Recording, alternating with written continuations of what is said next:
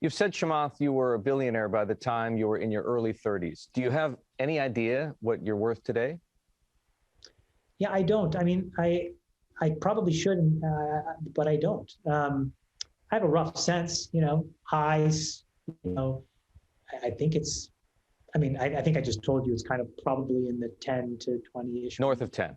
Okay. Yeah. I want to quote one of your all-time most popular tweets. When Bitcoin gets to 150,000, I'll buy the Hamptons and convert it to a sleepaway camp for kids, working farms, and low-cost housing. What inspired you to write that one? Well, I can't take all the credit. Friends of mine and I, we have a little group chat, and we were just, talking about random things for the summer, in the hope that the pandemic eases. And one of my friends, Rob Goldberg, actually was the one that said Champtons. And it just kind of like set off a light bulb. And then I just wrote it and I kind of published it. It's very tongue in cheek. I mean, I did another one which said, like, I think when Bitcoin gets to 40,000 or 100,000, I'm going to buy Goldman Sachs and rename it Chamath Sachs. These are all jokes. This is the part of my personality that some folks don't get, which is this is just tongue in cheek. It's just, honestly, I never thought I'd be here. I'm enjoying the ride. Every minute of this feels like a complete dream to me.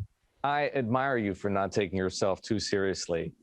The Bitcoin thing, however, is very serious. Yeah. North of $40,000. So it's not 150. You can't buy the Hamptons yet. It's not 100. You can't buy Goldman Sachs yet. But can I tell you something about Bitcoin, which is so important? So I think Bitcoin is very important because it just shows the fragility of the traditional financial infrastructure. And if you just look at the quantity and the size of like the M2 money supply as an example, the real question that I think people should be asking ourselves is, okay, if Bitcoin becomes a de facto reserve currency that basically displaces gold, what replaces the US dollar? And here's where, if you want to just bear with me for a second, it's not Bitcoin that replaces the US dollar. It is a stable coin. And what does all of that mean? In less fancy language, there are companies around the world that are replacing one fixed US dollar with one digital token of a US dollar. And by simply making that small abstraction, they're able to completely build financial rails that didn't exist before. On-ramps and off-ramps to trading, to asset management, to banking, to payments processing. There's a revolution happening. It's not felt as much in the United States because people don't see it because the financial services infrastructure is so robust. But when you look in the developing world, and if you look in any market where there is any form of currency manipulation or currency instability, that's the future.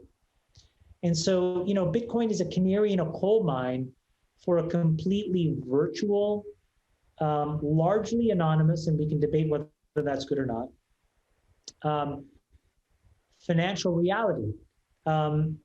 And so, I think that it's a very important trend that's worth understanding. The other thing is, so many of the dislocations that we've seen won't happen anymore when we go on those rails. So, going back to this whole GameStop debacle, as I've learned more, and as you probably know now too, a lot of this has to do with the arcane way in which stocks are settled.